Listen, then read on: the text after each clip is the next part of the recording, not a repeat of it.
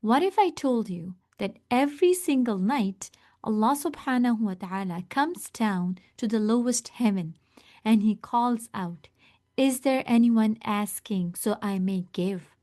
Anyone asking for forgiveness so may I forgive?" And most of us, what we do, sleep through it, right? So you have guessed it right. It's at Tahajjud time. The Tahajjud is not just a prayer, it's an invitation, a one on one meeting with your Lord when the world is asleep and your heart is awake. Allah subhanahu wa ta'ala mentions in Surah Al Isra, verse 79, and from part of the night, pray with it as additional worship for you. It is expected that your Lord will raise you to a praised station.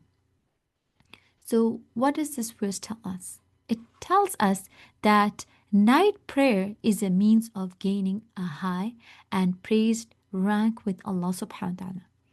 It's the time when Allah subhanahu wa ta'ala is closest to you, not symbolically, but literally. As Prophet Muhammad sallallahu alaihi wasallam has told us in an authentic hadith, which is mentioned in Bukhari and Muslim, our Lord descends to the lowest heaven during the last third of the night.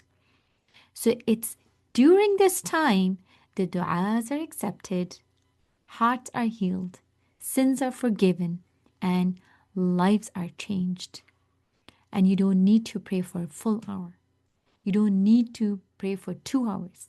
Even 2 rakats with a sincere heart can be enough to open doors you have been knocking on for years.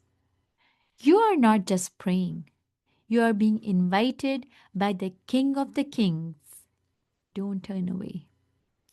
So start with just one night. Set your alarm. Pray 2 rakats.